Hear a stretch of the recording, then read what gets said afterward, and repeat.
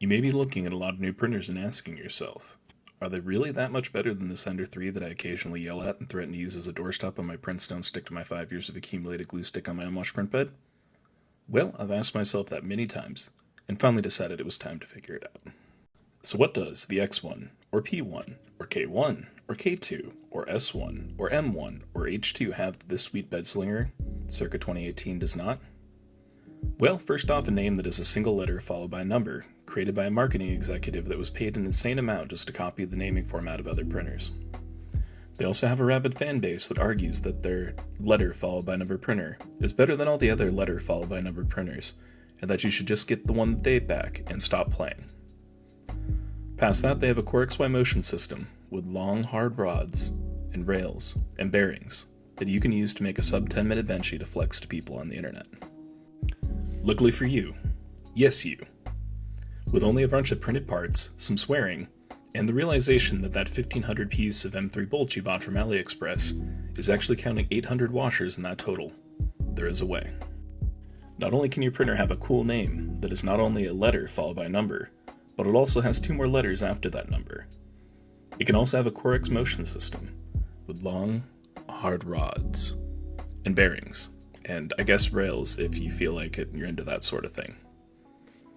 Past the naming scheme that would cost $1.5 million for Apple to come up with, the E3NG from RH3D uses many parts from the Ender 3 to create what looks like the love child of a Voron and a Prusa Mark III. In my case, I decided that using an Ender was not challenging enough to fully drown my brain in dopamine, so I used my Voxelab Aquila, which is an Ender 3 clone, that was somehow even cheaper when I bought it. This would be a good time to mention that this is not a build guide, but just an overview of the project from a first-time builder.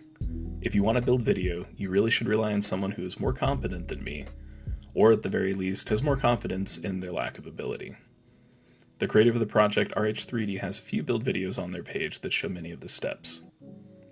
For the most part, my store brand equivalent of a bed slinger was enough to have many of the parts work without changes. So I ended up torturing myself by not only waiting long enough for version 1.2 of the project to show up, but also deciding to change the specs of the conversion multiple times throughout the project. When I first started the project, I enclosed my Full Sun Super Racer and used that to print the parts. But I ran into some issues with the large chamber not heating up enough, and the enclosure causing it to sound really loud. Mix that with the fact that I was not getting great parts out of it. My choice was then to switch to PLA or to look somewhere else for a toastier chamber setup. Luckily, my immense procrastination meant this realization lined up perfectly with the release of the Elegoo Centauri Carbon. That should also tell you how long I've had this project in the wings. For the printer, I managed to snag one right before work, and shockingly, it worked right out of the box. I had no issues with firmware, and I didn't even need to perform colorectal surgery on the machine's poop chute to get a good level. This incredibly priced machine was a testament to how much other manufacturers charge for pretty software and non-gray colors.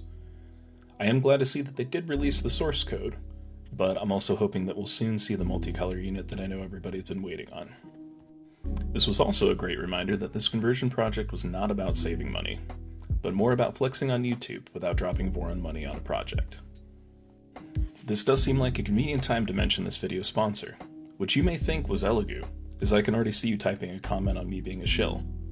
But in all honesty, outside of them emailing me to ask if they could use one of my photos of my Centauri Carbon prints on their Facebook page, they have not been in contact with me for anything. This video's real sponsor is my wife's acceptance of me being a nerd and allowing me to buy so many parts and printers. Without her around, I would definitely have even more printers and be an even bigger nerd. All of that being said, if any manufacturers do want to support my addiction to 3D printers and filament, I may or may not be available if you don't tell my wife. By the way, I am saying all of this with her permission, because remember, consent is sexy. Now, in an attempt to reinforce the lesson that I have yet to learn on using the proper tools, I then realized I had kneecapped myself again by trying to use cheap, budget bin ABS instead of treating myself to another roll of Polymaker ASA. After gazing upon the unrefined and ugly layers, I decided to tear things down once again, and swap out most of those parts for beautifully printed ASA. You may say it's not worth it, but my lizard brain loves to showcase perfectly precise and pristine plastic printer parts. Now, in all honesty, RH3D made a great guide, and the project is really well done. Any of the issues I experienced were due to my deep subconscious hatred for my own success. It also didn't help that the kit that I had bought was missing parts and the bearings were about as smooth as Michael Cera with a mustache. I ended up buying new ones, which was fine since they didn't include enough in the kit originally. Could I have done a better job at reading the bill of materials? Yes. Did I? No. And I promise I will not learn from this. For anyone except me doing this project, you're probably better off self-sourcing parts or using one of the kits that RH3D recommends. When I bought my kit, there was unfortunately no official kits, and some of the official kits are a bit expensive, so maybe self-sourcing is the way to go. To glaze a bit more for RH3D, the project supports NS files for a ton of different hot ends, but I decided to just use one I had from a project I gave up on. Said project also left me with a few fans and a BTP microprobe, so sorry Jeff, you're not getting me this time. When I got to the belts for the XY, I thought that they would spank me and tell me I'm a bad boy. But they were actually a switch and submitted to me. I only had a few areas that I needed to clean up to make sure it was not dragging on anything and shredding the belts. The rest of the project, including the wiring, was pretty straightforward. And if I had been using stock parts or new parts and not sloppy seconds from other projects, it would have been a lot easier.